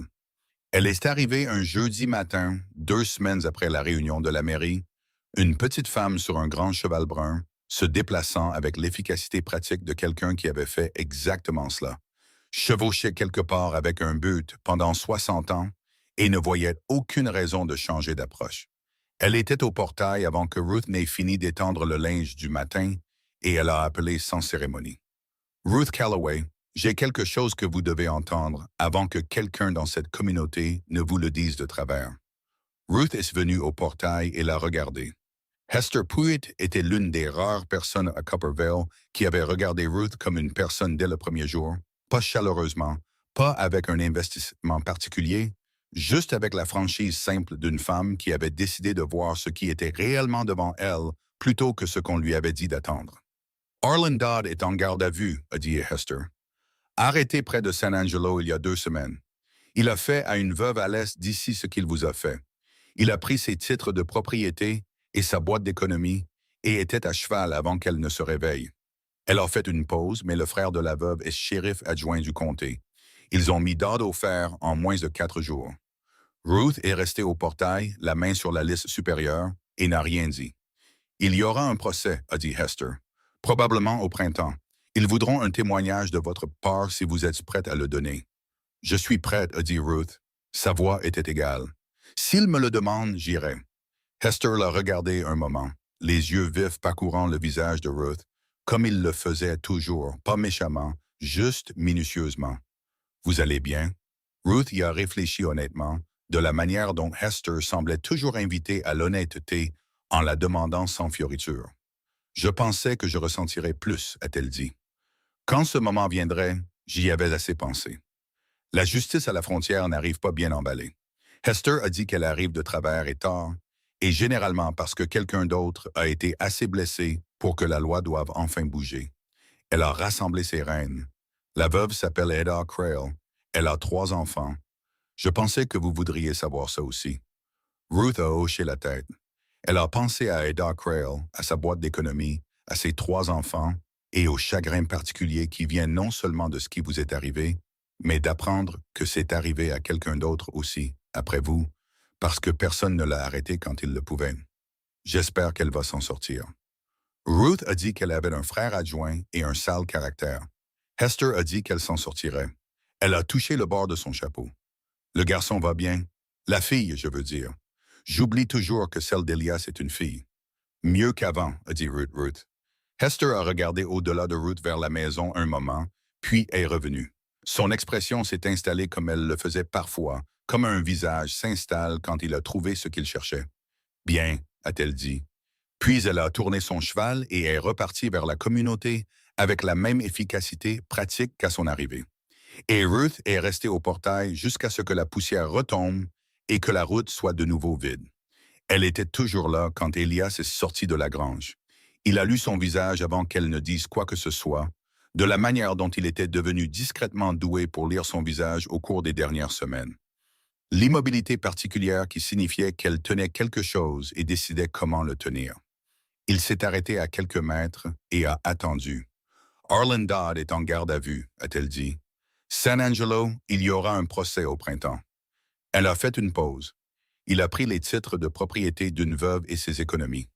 Une femme nommée Ada Crail. Son frère est adjoint. Elias est resté silencieux un moment. Vous voulez aller au procès? S'il me demande de témoigner, oui. Alors nous irons. Simple. Direct. De la même manière qu'il l'avait dit la première fois qu'elle en avait parlé. Je vous conduirai, comme si c'était déjà décidé, comme s'il n'y avait aucune version des événements où elle irait seule. Il disait des choses comme ça sans paraître comprendre combien elles coûtaient à la personne qui les recevait. Ce que Ruth avait fini par penser n'était pas de l'inconscience, mais une générosité très particulière, celle qui ne s'annonce pas. Elle l'a regardé. Vous n'êtes pas obligé de faire ça. Je sais que je ne suis pas obligé. Il a regardé la route où Hester Pruitt était partie. Comment vous sentez-vous? Elle a pensé à ce qu'elle avait dit à Hester. Plus calme que je ne l'aurais cru, a-t-elle dit. Comme si on posait un seau qu'on avait porté si longtemps qu'on avait oublié son poids jusqu'à ce qu'il soit parti. Il a hoché la tête lentement, avec le poids de quelqu'un qui comprenait ce sentiment spécifique de l'intérieur. Ils sont restés au portail ensemble un moment de plus. Puis il a dit, « Nora a laissé 2 plumes ce matin. Toutes les 2 sur la marche arrière. J'ai failli marcher dessus. » Ruth l'a regardé. Elle les a mises côte à côte. Il a dit qu'il ne la regardait pas. Il regardait la route, les broussailles sèches, la longue étendue plate de l'après-midi texan. Pas une d'eux. Ruth a compris. Elle n'a pas dit qu'elle comprenait. Elle a juste regardé la route avec lui un autre moment. Et puis ils sont retournés à la maison. Ce soir-là, quelque chose s'est produit que Ruth n'avait pas anticipé et n'oublierait pas. Elle était à la cuisinière en train de finir le souper quand elle a entendu la voix d'Elias depuis l'aile est. Pas des mots qu'elle pouvait distinguer. La porte était presque fermée, juste la cadence, basse et calme, le rythme particulier d'un homme parlant à sa fille à la fin de la journée. Ce n'était pas inhabituel. Il le faisait la plupart des soirs, s'asseyait sur le bord du lit de Nora et parlait quelques minutes avant qu'elle ne s'endorme. Et que Nora écoute comme la plupart des gens écoutent, ou qu'elle le reçoive d'une autre manière que personne ne comprenait entièrement, elle s'endormait toujours plus vite les soirs où il le faisait. Ce qui était inhabituel, c'est ce qui est venu après. Après quelques minutes de la voix basse d'Elias, Ruth a entendu autre chose. Elle a arrêté de remuer, s'est tenue très immobile et a écouté. Un chant, faible, juste au-dessus du souffle, une mélodie de femme qui n'était pas la voix de Ruth et ne venait de nulle part où Ruth pouvait la situer. Et puis elle a compris que cela venait de Nora. Que Nora fredonnait quelque chose, quelques notes montantes et descendantes répétées dans la même séquence. Pas tout à fait une chanson que quiconque reconnaîtrait, mais clairement pas aléatoire non plus. Clairement quelque chose qui vivait quelque part dans la mémoire de la fille et qui, ce soir-là, avait trouvé son chemin. Ruth a posé la louche sur la cuisinière très soigneusement, comme si le moindre bruit pouvait briser ce qui se passait dans cette pièce au bout du couloir. Elle a entendu Elias cesser de parler. Elle a entendu le silence qui a suivi, le silence spécifique d'un homme qui a entendu quelque chose qu'il n'était pas sûr d'entendre à nouveau et qui se tient très immobile pour ne pas le déranger. Le fredonnement a continué pendant peut-être 30 secondes. Puis il s'est arrêté. Puis la maison est devenue silencieuse de la manière dont les maisons deviennent silencieuses quand quelque chose de vrai vient de les traverser. Ruth a repris la louche, a recommencé à remuer et a gardé les yeux sur la marmite. Elias est entré dans la cuisine 10 minutes plus tard. Il s'est assis à table et n'a pas parlé. Ruth a posé la nourriture devant lui, s'est assise à son bout de table, et ils ont mangé dans le silence particulier de deux personnes qui viennent de partager quelque chose sans être dans la même pièce pour cela. Finalement, Elias a dit qu'elle fredonnait quelque chose. La chanson de Clara, une que Clara lui chantait. Sa voix était contrôlée, le contrôle prudent, mais en dessous, quelque chose bougeait lentement, comme la glace bouge quand la température a finalement dépassé le point de non-retour. Elle n'a pas. Il s'est arrêté. Je sais, a dit Ruth. Je ne sais pas ce que vous avez fait, a-t-il dit. Je ne sais pas comment l'expliquer. Je n'ai rien fait, a dit Ruth. Je suis juste resté. Il l'a regardé. Ce n'est pas rien, a-t-il dit. Rester? Ce n'est pas rien du tout. Elle a soutenu son regard un instant. Non, a-t-elle dit. Je suppose que non. Il a regardé son assiette, puis il a regardé la fenêtre, l'obscurité au-delà, ce que regarde un homme quand il essaie de trouver des mots pour quelque chose qui ne rentre pas tout à fait dans les mots. J'étais dans le pâturage nord quand Clara est morte. C'est sorti de lui tranquillement. De la manière dont les choses sortent quand elles ont été portées longtemps et ont finalement trouvé le bon moment pour être posées. 3 jours qu'elle était malade et je n'arrêtais pas de penser que c'était la saison, la chaleur. Un été difficile. Je pensais que quand le temps changerait, elle reviendrait à elle. Ruth a attendu. Je suis rentré et elle était déjà partie. Il a fait une pause. Nora était dans l'aile est. Elle était là-dedans avec Clara, seule pendant je ne sais combien de temps avant que je ne revienne. Il s'est arrêté. Elle n'a pas parlé depuis. Pas un mot. J'ai toujours pensé, j'ai toujours eu l'idée que peut-être Nora avait compris quelque chose que je n'avais pas compris. Que Clara lui avait dit quelque chose, ou que Nora avait vu quelque chose, ou juste qu'elle était là et que je n'y étais pas. Et quelque part dans la compréhension de ce petit enfant, elle a pris une décision sur ce qu'était le monde. Ruth a regardé la table. Vous pensez qu'elle a décidé qu'il n'était plus sûr d'y parler? Oui, a-t-il dit. Quelque chose comme ça. Elle est en train de changer d'avis, a dit doucement Ruth. C'est ça le fredonnement. C'est tout ça, la pierre, les plumes, la main. Elle est en train de changer d'avis sur le monde, un petit centimètre à la fois. Il est resté silencieux un long moment. Dehors, le vent soufflait dans les chênes broussailleux et la maison s'installait autour d'eux dans la nuit. Qu'est-ce qui l'a fait décider ça, a-t-il dit. Qu'est-ce qui a changé? Ruth a pensé à la grange, à s'accroupir dans la poussière et à ne pas tendre la main, à puiser de l'eau la nuit, à 20 minutes d'une pierre traversant le sol d'une cuisine, à la qualité d'une présence qui ne demande rien, coûte tout et ne peut être expliquée à quelqu'un qui n'a pas eu besoin de l'offrir. Elle a levé les yeux un jour, a dit Ruth, et quelqu'un était encore là. Elias a posé ses mains à plat sur la table. Il les a regardées, les mains du rancher, des mains cicatrisées et capables qui pouvaient réparer une clôture, calmer un cheval et porter sa fille d'une pièce sans la réveiller. Des mains qui n'avaient pas su quoi faire du silence. « Je vous dois des excuses, a-t-il dit. Ruth a levé les yeux. « Le matin où je vous ai trouvé dans la grange, a-t-il dit, je vous ai traité comme tout le monde dans votre vie vous avait traité, comme un problème qu'on me refilait plutôt qu'une personne qui arrivait. » Il l'a dit simplement, sans poids excessif, de la manière dont il disait les choses qui étaient vraies et qui devaient être dites. Ce n'était pas juste. Ruth est restée silencieuse un moment. « Vous m'avez donné une chambre, a-t-elle finalement dit, et un crochet pour mon manteau, et vous ne m'avez pas demandé d'être moins que ce que j'étais. » Elle a fait une pause. C'était plus que la plupart. Il a légèrement secoué la tête. « Le crochet le plus proche de la porte, a-t-il dit.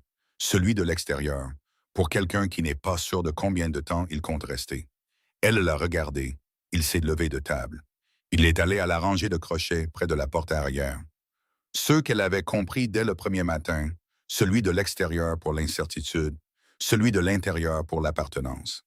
Il a pris son manteau du crochet extérieur, celui où elle l'accrochait tous les jours depuis 3 semaines et demie, et l'a déplacé sur le crochet intérieur, celui à côté du sien, celui qui était vide depuis Clara. Il l'a accroché là sans commentaire et s'est retourné vers la pièce. Ruth n'a pas bougé de sa chaise. Elle a regardé le crochet un long moment.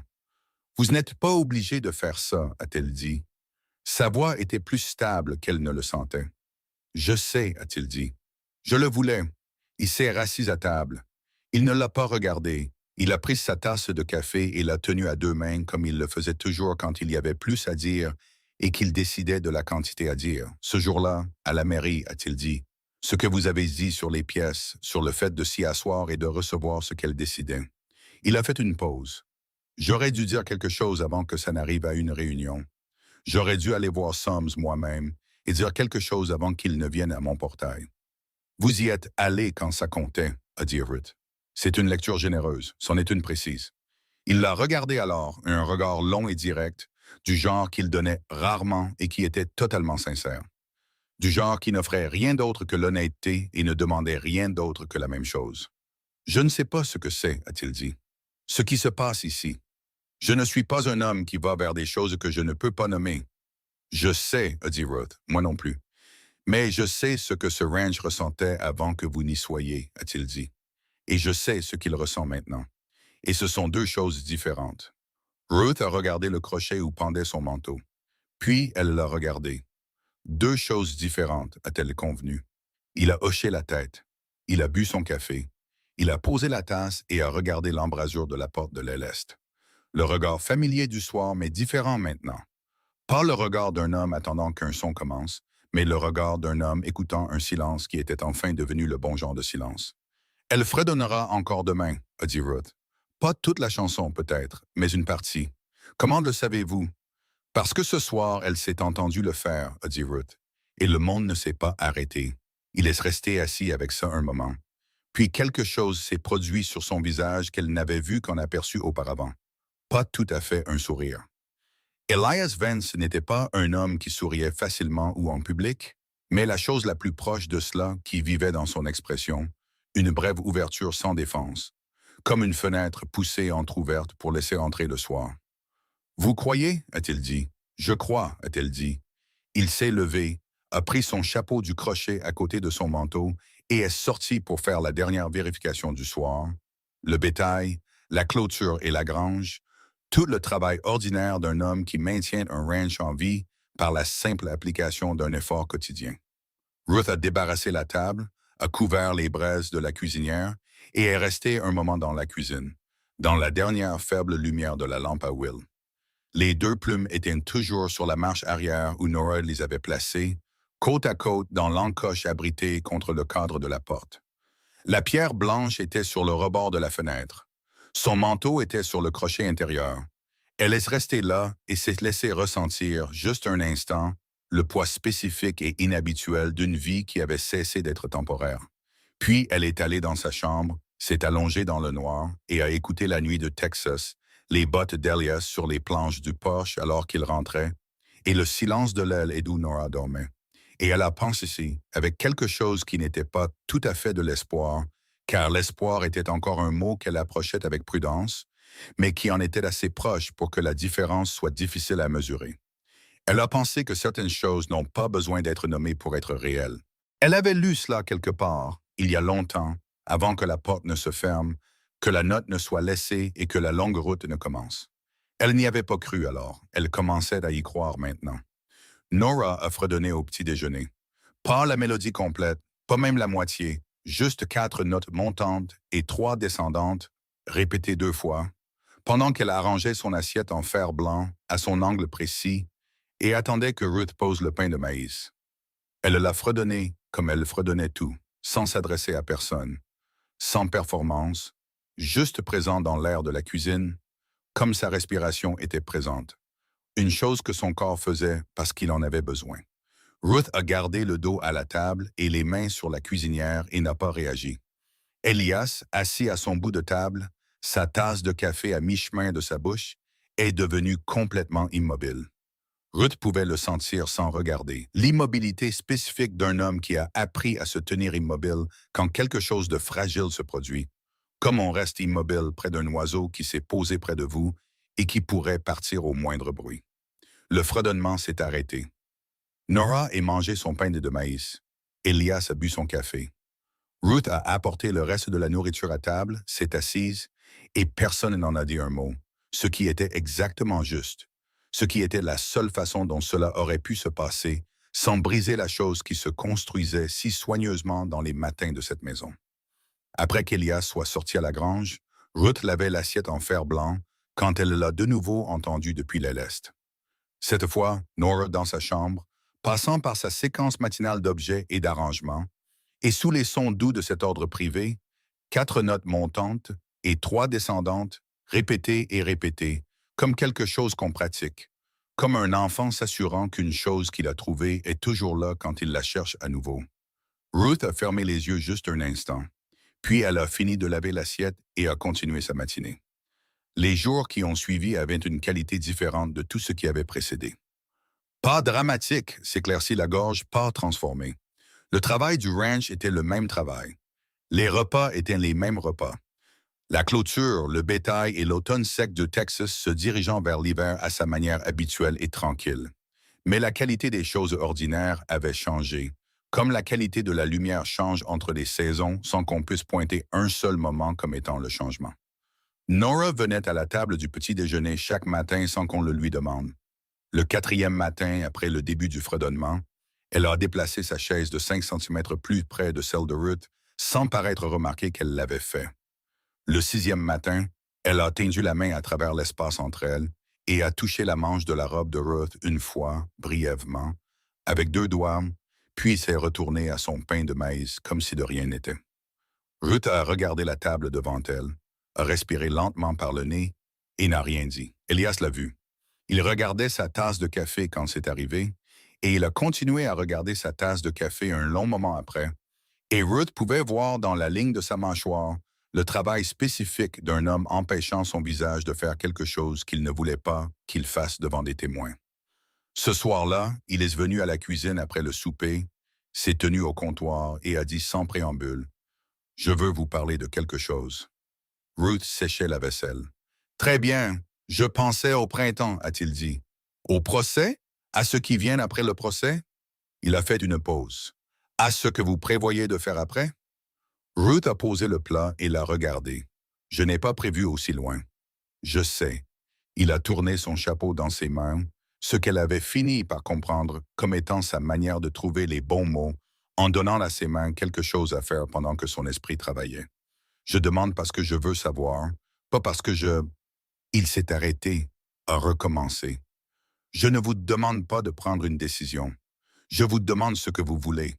Pas ce qui est pratique, pas ce qui a du sens, ce que vous voulez. » Ruth l'a regardé un long moment. Personne ne lui avait posé cette question depuis tant d'années que la forme même de la question lui semblait presque étrangère, comme un mot qu'on a lu mais jamais entendu prononcer à voix haute. « Je veux rester, a-t-elle dit simplement, sans condition ni excuse, ni les précautions dont elle avait passé des années à envelopper chaque chose honnête qu'elle disait. « C'est ce que je veux, ferai-je. Je veux rester dans cette maison, préparer ses repas, prendre le reste de la langue de Nora et voir ce qu'elle devient. » Elle a fait une pause. « Je veux arrêter d'accrocher mon manteau au crochet temporaire, même dans ma propre tête. » Elias est resté silencieux un long moment. Alors restez. Il a dit que ce n'était pas si simple. Ruth a dit que cette communauté, je sais ce que cette communauté pense. Il a dit que je sais aussi que Cornelia Slade n'a pas envoyé d'autres messagers et que les droits d'eau ont été réglés sans une seule lettre d'objection. Et Martha Hale a apporté une tarte au portail mardi dernier. Il l'a regardée. Martha Hale n'apporte pas de tarte aux gens qu'elle a l'intention de continuer à contrarier. Ce n'est pas ce genre de femme. Ruth a presque souri. « Non, a-t-elle dit. « Je suppose que non. La communauté finira par accepter, a-t-il dit. Ou elle ne le fera pas et nous nous en sortirons sans elle. Quoi qu'il en soit, ce n'est pas la question que je pose. » Il a posé le chapeau sur le comptoir et l'a regardé sans la gestion prudente habituelle de son expression, sans la garder qui était sa position par défaut avec le monde. Ouvert comme il l'avait été pendant de brefs moments au cours des dernières semaines, mais plus stable que ces moments, moins hésitant, plus décidé. Je demande si vous voulez être ici. Pas à la maison. Ici. Ruth a regardé le crochet près de la porte où son manteau était accroché au clou intérieur. Elle a regardé le rebord de la fenêtre où la pierre blanche et la plume étaient assises côte à côte dans la lumière de l'après-midi.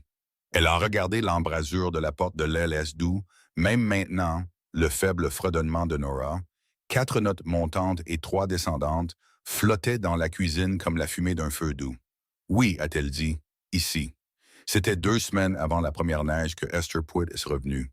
Elle est arrivée un mercredi matin avec une femme que Ruth ne reconnaissait pas, chevauchant à ses côtés. Plus jeune que Esther, peut-être 40 ans, avec une manière droite et prudente de se tenir en selle, et une expression composée de la manière particulière de quelqu'un qui a récemment traversé quelque chose de difficile et qui décide encore de la part d'elle-même à montrer au monde. Ruth était au portail quand elles sont arrivées. Hester n'a fait aucune cérémonie d'introduction. « Voici une Cray », a-t-elle dit. Ruth a regardé la femme. Ada Crail l'a regardée en retour avec des yeux gris qui étaient instables, un peu fatigués et très directs. Ses mains sur les rênes étaient celles d'une femme qui travaillait, les mêmes jointures craquelées et la même peau rugueuse que Ruth voyait chaque matin sur ses propres mains. « Madame Crail », a dit Ruth. « Mademoiselle Calloway a dit « Hearing », et dit Ada Crail. Sa voix était égale. « Hester m'a dit que vous seriez prête à témoigner au procès. »« Oui, madame. » Ada Crail est restée silencieuse un moment. Puis elle a dit « Il vous a fait la même chose qu'à moi. » Presque mot pour mot. Les promesses, les 2 jours, la note. Elle a fait une pause. « Je voulais vous voir avant le procès. Je voulais savoir. » Elle s'est arrêtée. Elle a regardé le poteau du portail. Puis de nouveau Ruth. « Je voulais savoir que vous alliez bien. » Ruth a compris. Elle a compris parce qu'elle avait pensé la même chose quand Hester lui avait parlé pour la première fois d'Ada Crail. Cette première pensée claire au-dessus du reste. J'espère qu'elle va s'en sortir. Toutes les deux, aux extrémités opposées des dommages du même homme, se tendant la main l'une vers l'autre avec la même question. « Je vais bien, » a dit Ruth. « Mieux que bien. » Elle a regardé la maison, les chênes broussailleux le long de la clôture, le ciel pâle de novembre au-dessus des collines du Texas. « Je suis chez moi. » Ada Crail a regardé la maison. Quelque chose dans son visage a changé.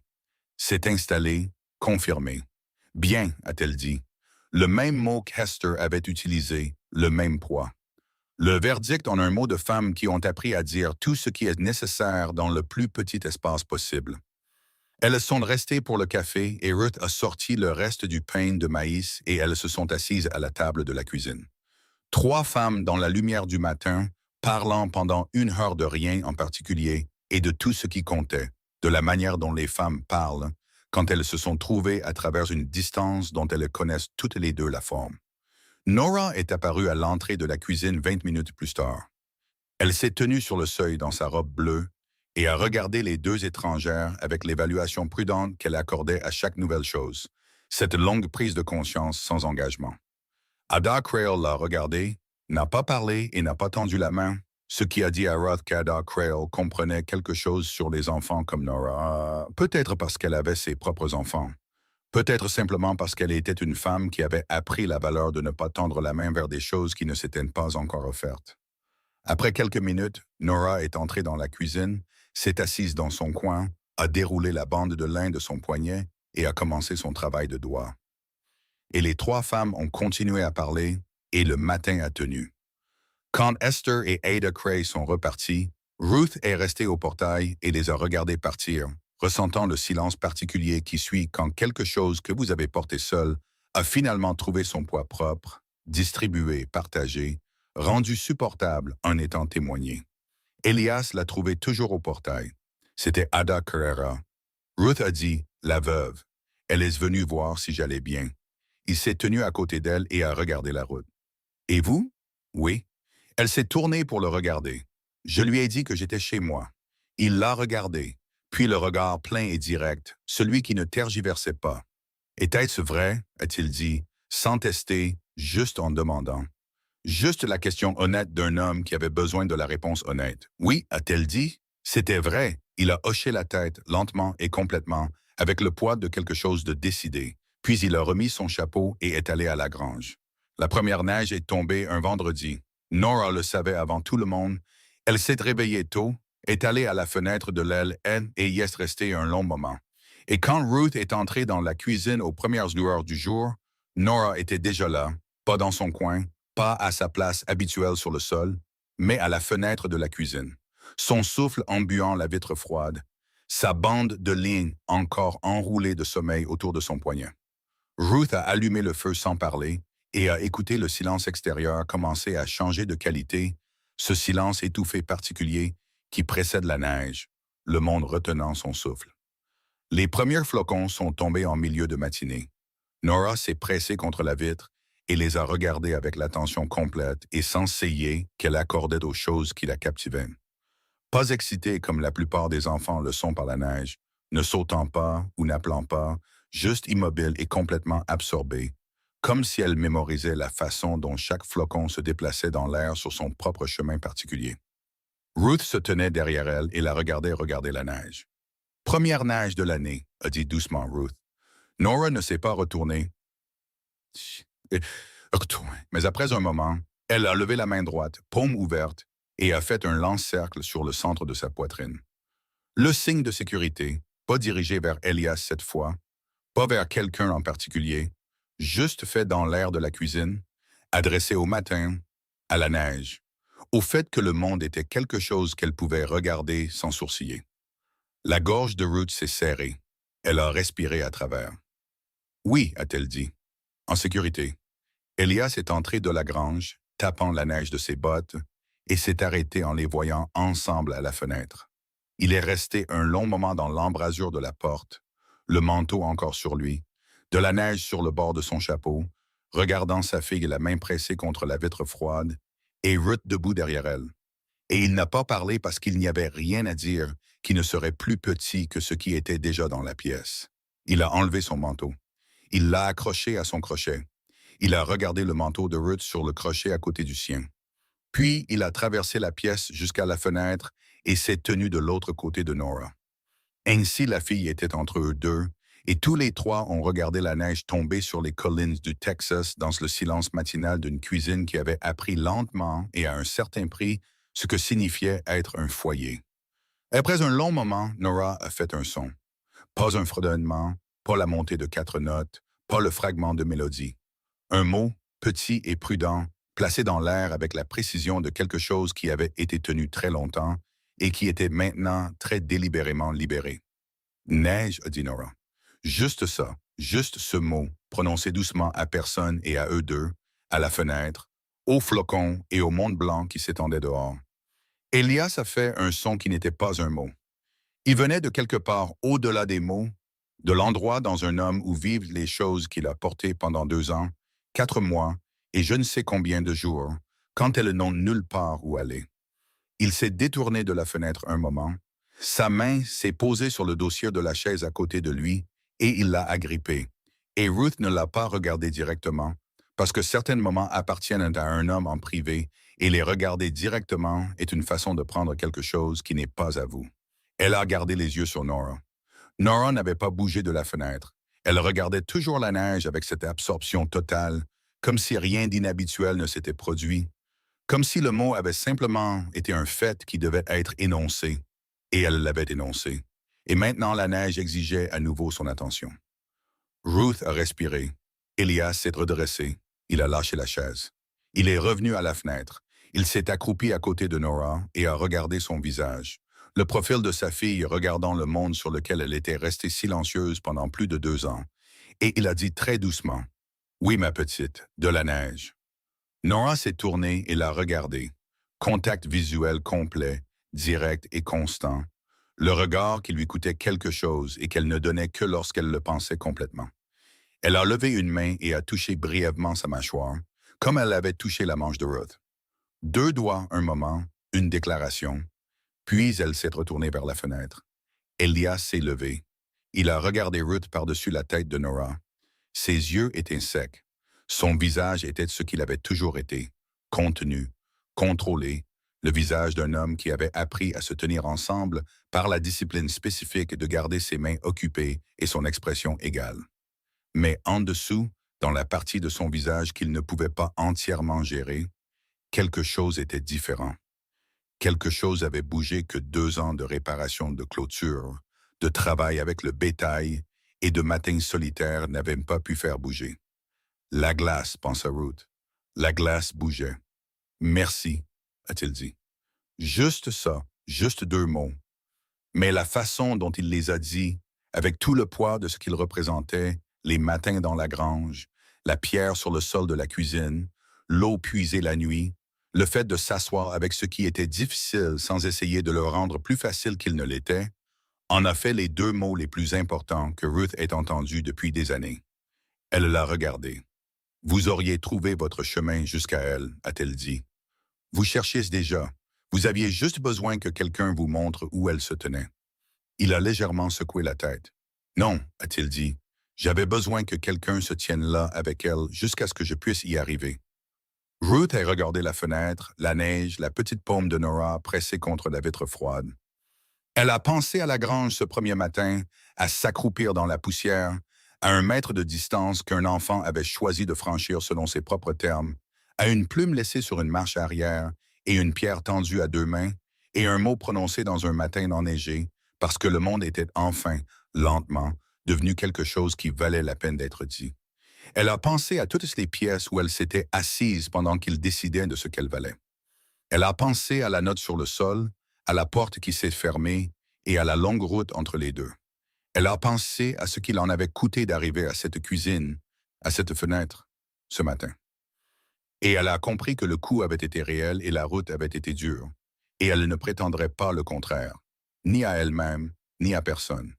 Mais elle a aussi compris que certaines routes, aussi longues et aussi dures soient-elles, mènent quelque part où il vaut la peine d'arriver.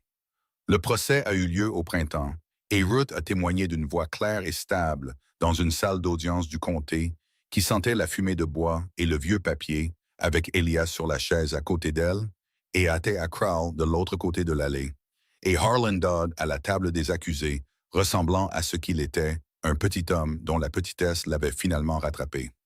Ruth a parlé simplement et sans drame.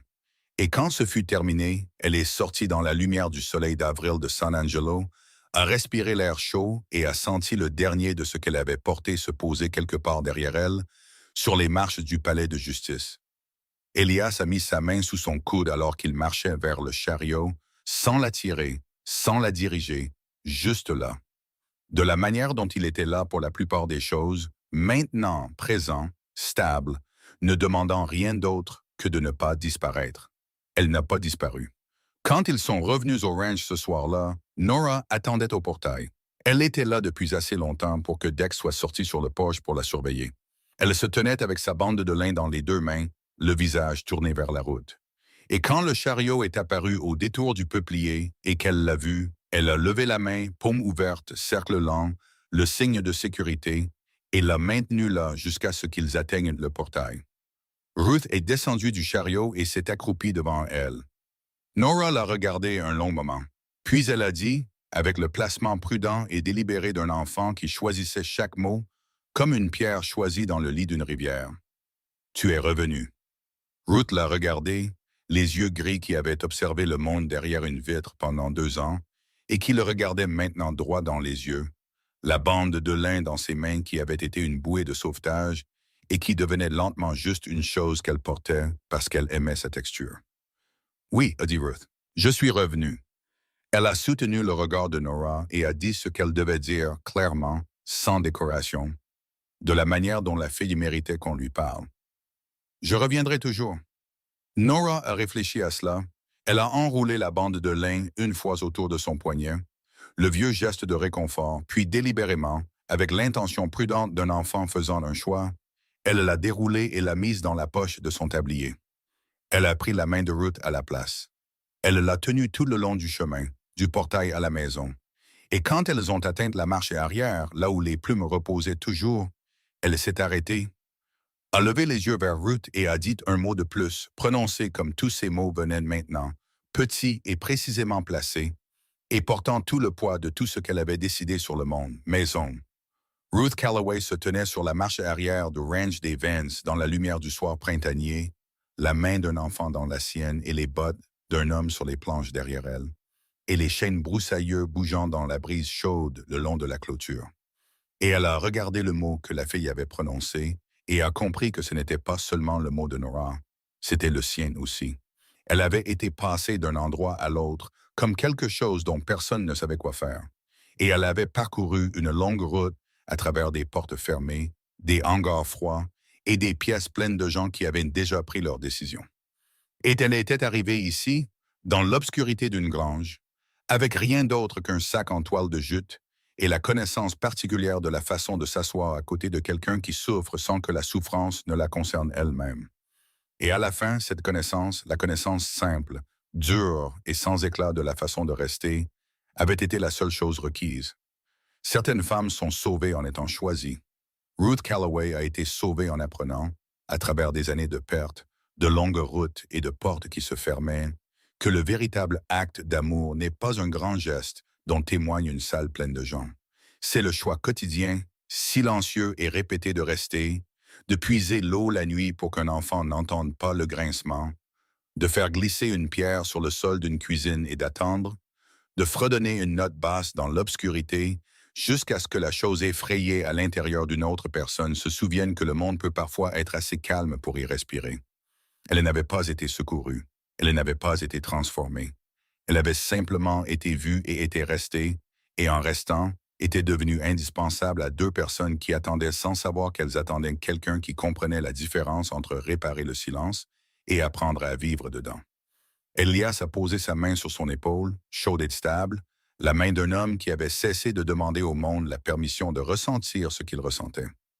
Nora tenait son autre main et regardait un oiseau moqueur se poser sur le poteau de la clôture, pencher sa tête grise vers eux, puis s'envoler dans le début de soir, et c'est ainsi que c'était.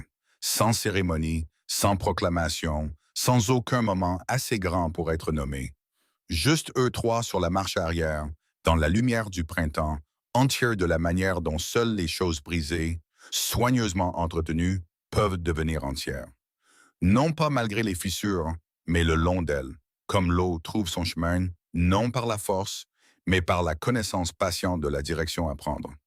Certaines choses n'ont pas besoin d'être nommées pour être réelles. Et les foyers les plus vrais ne sont pas ceux qu'on vous donne, ce sont ceux où vous restez assez longtemps pour en devenir un.